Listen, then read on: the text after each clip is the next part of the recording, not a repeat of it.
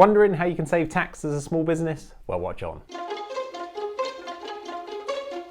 As a business accountant, my team and I spend all day long helping business owners on their journey. And if you're watching this, you're probably on a part of your journey where you're like, I want to be more tax efficient. What can I do to save some tax? Now, that's quite a big topic. The tax law in the UK is something like in excess of 22,000 pages. So there's a lot going on there. And sometimes it's an interpretation of an interpretation and there's court cases thrown in, all sorts going on. So what I wanted to do in this video is just give you some practical tips to start with to get you on that journey. It's not that I'm going to share too many secrets with you, although there is a couple of cool tips in here, but I am going to get you thinking, right, okay, if I'm going to be tax efficient and I want to save tax, these are the things I need to be doing, practical, basic stuff, and also maybe some further reading and viewing for you to look at. But before we get into this, if you like these type of videos, make sure to click the bell and the subscribe button so you get notified whenever we release more videos just like this one. So, quick thing to talk about is you hear a lot of people talking about, tax and what they pay and what people do. I mean, particularly as I'm recording this video, it's quite a hot topic in the UK press at the moment about what politicians are paying in tax and all the rest of it. But let's just remember that the tax rate is the tax rate.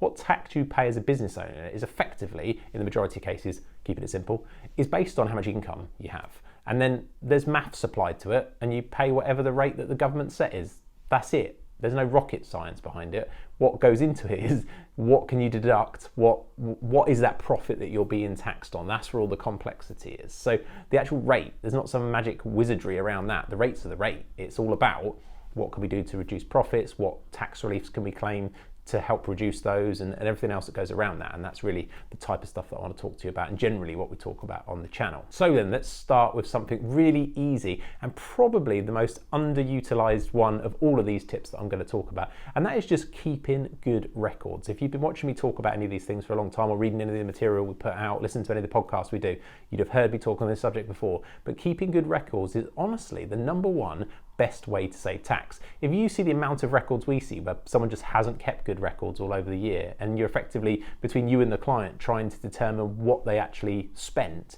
it's really difficult to tell whether that person's paying the right amount of tax. And I suspect in most cases they're not, because they won't have thought of things that actually they could have captured for their books. So, and we're going to talk about thinking the thought process in a minute, but actually in practical stuff, keeping a spreadsheet, even if you're just keeping a box of receipts somewhere, make sure you keep a box of them. But forgetting that, I mean, in an ideal world, you'd be in the digital world, you'd be on a Xero or a QuickBooks, something like that. You're capturing it. You're using technology. So there's some great receipt capturing technology to help you do that. So I am just as bad as any other business owner. I get shouted at by my internal team quite often because I will go, or would do previously before tech, I would go to, say, Costa, buy a coffee for a client, have a chat, and then forget to snap the receipt. And then potentially that tax deduction's either lost or it's just a pain because I have used the business card and actually I haven't got a receipt. So not that that's necessarily an issue from a tax deduction point of view, VAT aside, but the worst one is when you go in and you do that coffee off your Apple Pay personally, or you do it on your personal card because you haven't got your business card, or you pay cash,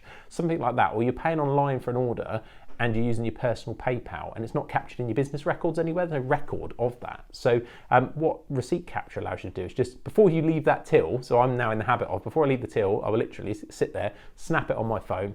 I tend to use Dext. I think it's a great product and it plugs into some of the cloud ones. But even if you have got these cloud apps on your phone, they've normally got a receipt capture style technology in them that give you the ability to do that. So that would be the ideal.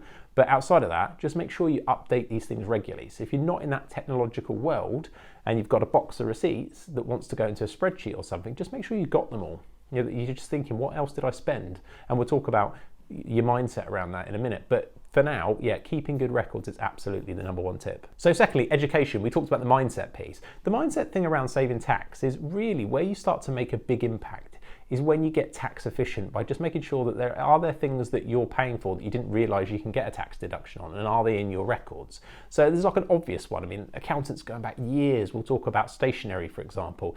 You probably use stationery every day, but you might not have just remembered to put that pen receipt in your records, and it does have an impact over a year. If you think of all those little things that you buy for your business that you just forget to put in your records, it's a big one.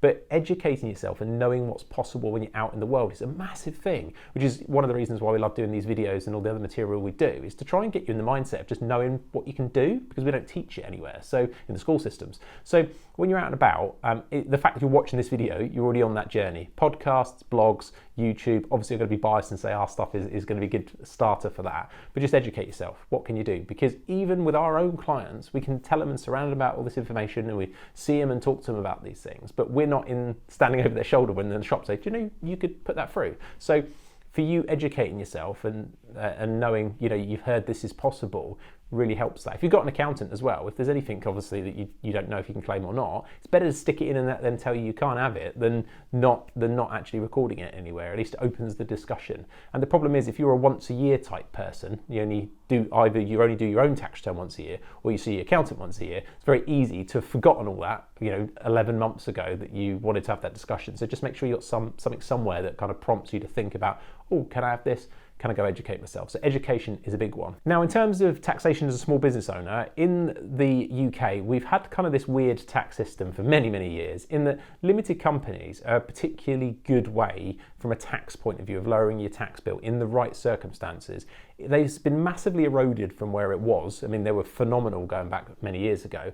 Now they've squeezed all the tax rates so much that they're a lot closer actually. But in the right circumstances, they do save quite a bit of tax. So it's in the bit I want to put in your head from a practical point, if you're not a limited company, is consider if you want to be one. And that works both in gaining tax and losing profit. And the reason I say that, and there's loads of videos on our channel that you can go about and look at, is we see so many owners every day that have limited companies that should never have had limited companies, but they thought it was a good idea, didn't realise the costs involved with keeping them alive every year, the regulation around them and what you've got to do.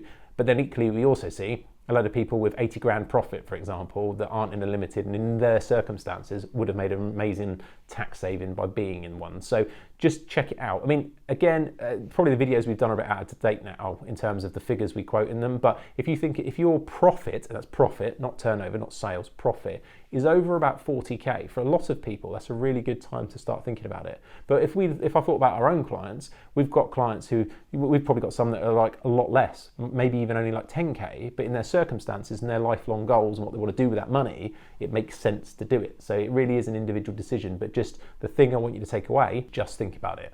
You know, should I be a limited company? Go get some good advice and really understand kind of what you're going to do if you're going to do that, because it's quite a big one. But please do not do it without doing that. There's too many owners we see with limited companies that should never have had one. Now, if you're limited already, a couple of things to bear in mind to really look at is, and this is massive, because a lot of the way that limited companies save money is just in the timing of when income can come out to you as the owner, and how you can structure that with other people involved in the business and things like that. So share structures, looking at how you're taking your money out, what you've got on actual payroll. So like we would term it PAYE, but it's like if you were a normal employee, what you're putting through with the revenue for that, is the level right? Could it be more tax efficient? Can it be adjusted? So those kind of things are a massive one. When do you take your dividends? How many dividends? What type of dividends? Like all these things, and that's for many, many videos we've probably already done a lot on, so go check those out, check out the playlists, you'll see.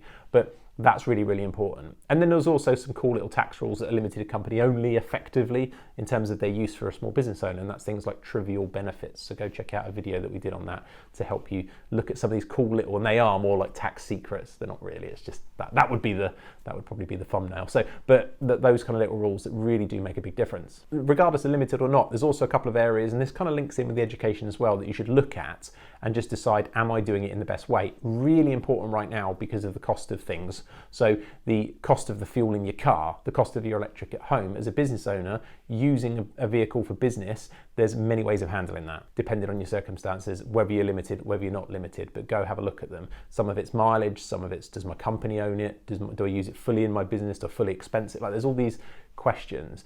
And what's happening over time is that the results that used to be relevant might not be relevant now. So it's really important, particularly if you're changing a car, have a look at those rules. And where it comes to use of home, there's a couple of ways of doing that. You can either tend to have like a fixed rate, fixed simplified expense rate, whether you're in a limited or whether you're not. And then there's this other kind of full expensed big figure it out calculation that's a lot more kind of fluid. And again, there's more videos on specifics. I'm literally giving you the top level here.